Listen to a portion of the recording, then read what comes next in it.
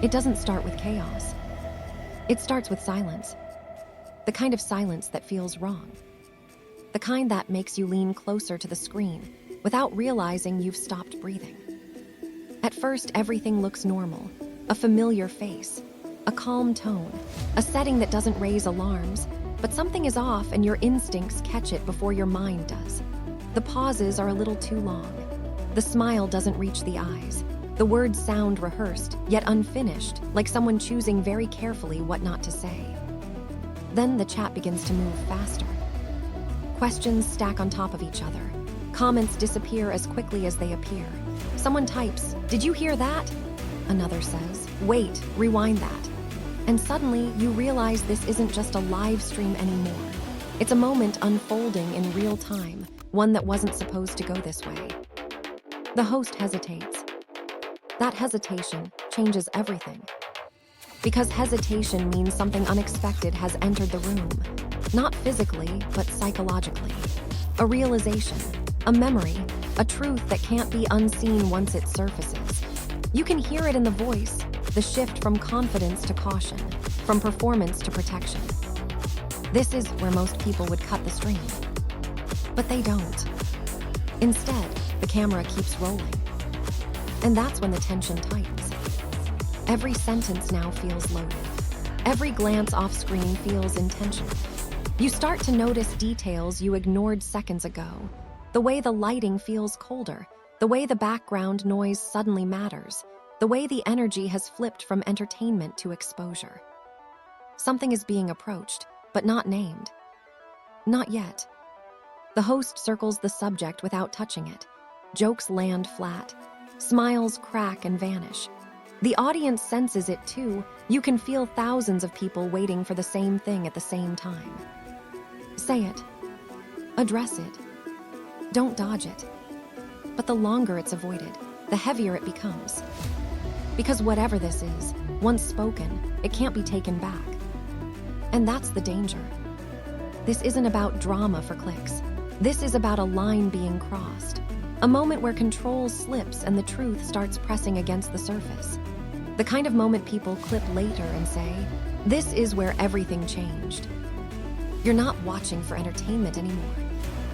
You're watching because you don't want to miss the second it finally breaks. Because you know, deep down, that this live stream will not end the way it began. And whatever comes next, it won't just affect the person on screen.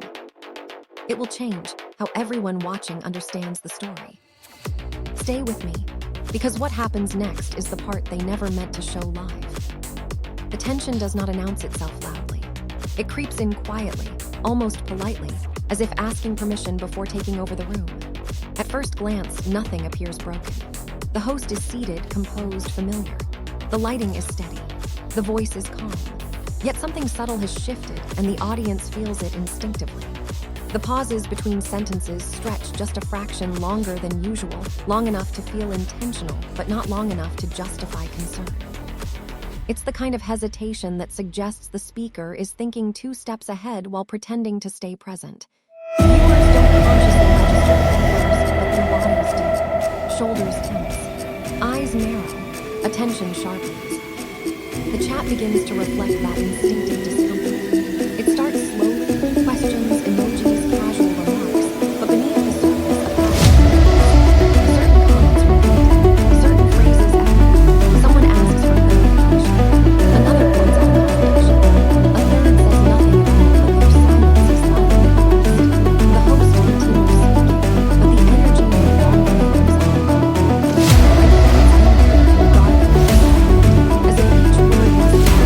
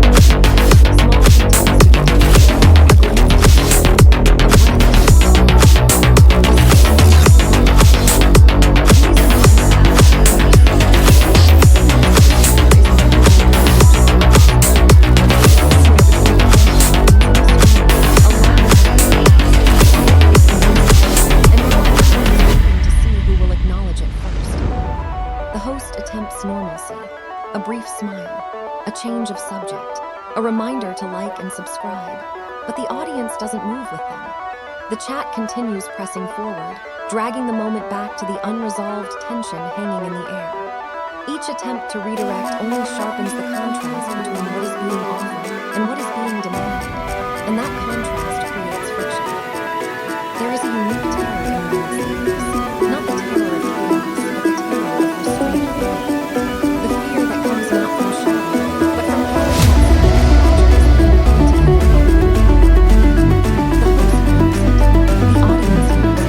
and the longer the story continues, the more inevitable the chaos feels. This is the stage where demons stands, where the truth is not yet surfaced, but its shadow is visible in the space. The host seems to be slowly choosing words that can be meaningful, but retreat is the only way because the audience has started to feel alone. They no longer trust they sense that this moment matters, and they don't want it to lose.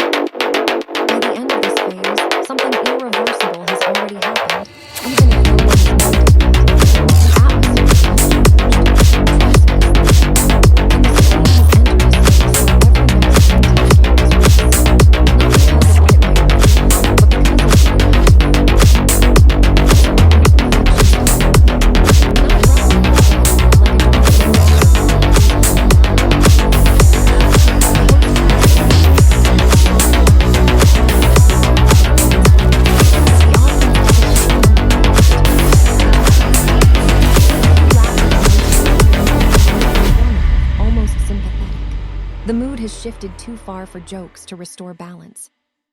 This is no longer about entertainment. It's about tension management. The host becomes more self-aware, and that awareness is visible. Words slow down further.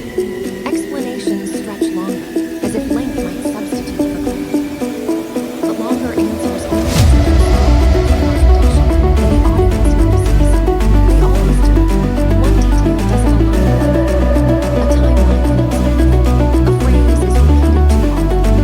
These inconsistencies are not dramatic on their own, but together they form a pattern. The audience becomes the chat reflects that danger. Messages become the host is no longer speaking to a unified audience, but to two opposing forces, one urging protection, the other demanding exposure. This is where the psychological the host's posture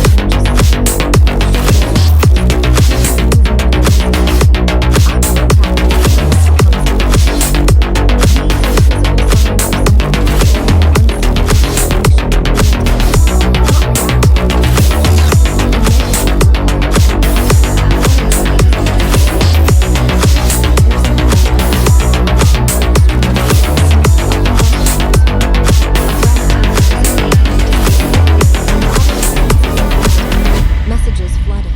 Don't end it. Say something. You owe us an explanation. Ending the stream now would not restore control. It would confirm suspicion. The host knows this, and so the camera stays on. With that decision, the tone shifts again. Something hardens. The host's voice becomes firmer, more deliberate. Not aggressive, but resolved. This is the voice of someone who understands that avoidance is no longer neutral. It's a choice with consequences. And those consequences are frozen in. The host begins addressing the moment indirectly, acknowledging confusion, referencing misunderstandings, using language that suggests awareness without admission. It's a delicate balance, and for a few seconds it almost works. The audience quiets slightly. The chat sleeps. Hope flickers that attention might dissipate without extinction. But suspense thrives on ambiguity. The more the host explains without explaining, the more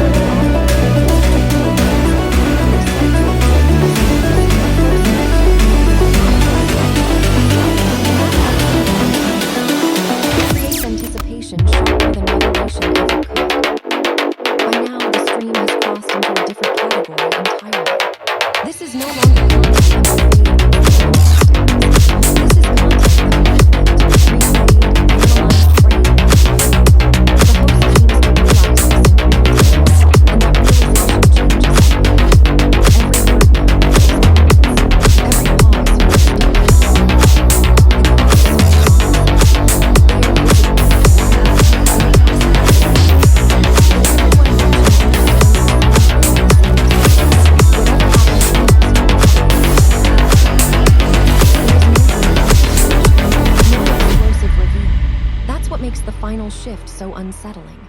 Instead, there is acceptance. A quiet, heavy acknowledgement that something's gone wrong, and that pretending otherwise is no longer an option. The host's voice steadies, not because the tension has disappeared, but because resistance has ended. This is the calm that follows realization, not resolution. The audience the chat slows, not from boredom, but from awareness. Viewers are no longer talking over one another. They are listening.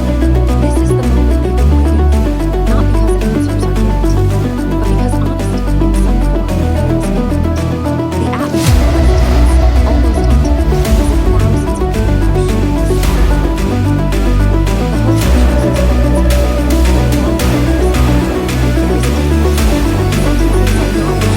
what is. There is a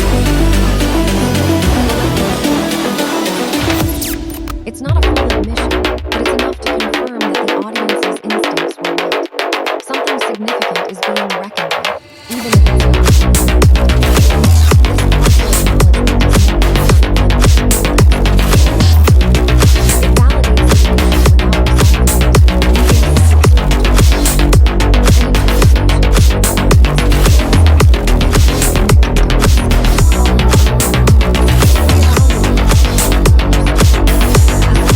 a sense of context. An interpretation is where the audience makes sense of it, connecting dots, recalling earlier moments, or evaluating that it will be quoted, replayed, debated. That control has shifted from creator to audience. The closing minutes carry an unusual stillness. No rushed outro, no forced enthusiasm, just a quiet acknowledgement that something meaningful has occurred. The host thanks the audience, not performatively, but sincerely. The camera lingers longer than expected, as if neither side is ready to let go. And when the screen finally ends, it does not feel finished. It feels sustained. Because the true outcome begins often in reactions, in commentary, in analysis, in the realization that this was not just a live stream, but a moment that was streamed in the pressure and truly colliding with reality. And everyone who witnessed it knows one thing for certain. This was the moment. What you just witnessed was not an accident. It wasn't a glitch in the live stream, a moment of panic, or not a reaction to a moment of tension. It was a connection that only forms under sustained pressure. And now that it exists, it can't be ignored, undone, or edited out. Moments like this don't announce themselves as history or fact. They disguise themselves as discomfort, as pauses, as awkwardness that try to explain away. Discomfort is often the body recognizing truth before the mind catches up. And everyone watching felt it. That shared instinct is what truly makes a broadcast and survive. Something that lingers longer than a screen makes. The most unsettling part is when it doesn't. It doesn't. Because silence, being raised in watching, speaks louder than words.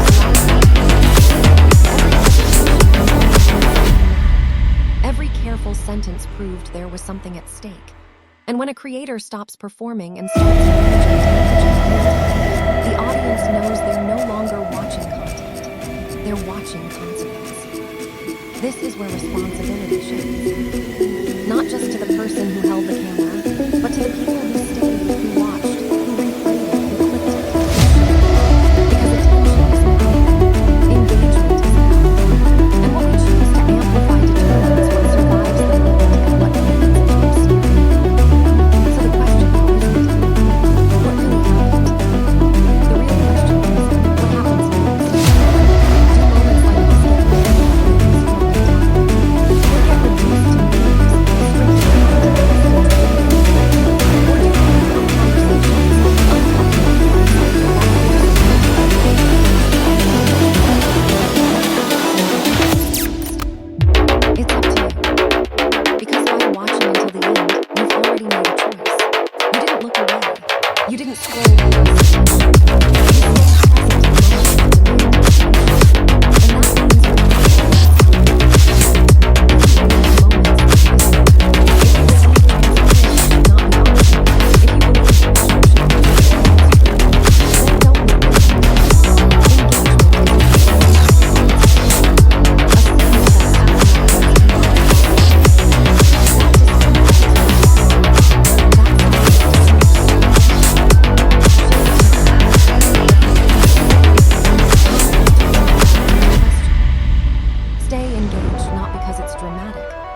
because it's real. The algorithm responds to activity, but meaning responds to intention. And when intention is clear, conversations shift, narratives evolve. People pay attention in ways they didn't before. This is your moment to decide what kind of audience you want to be. Passive observers who consume and move on, or participants who recognize when something deserves to be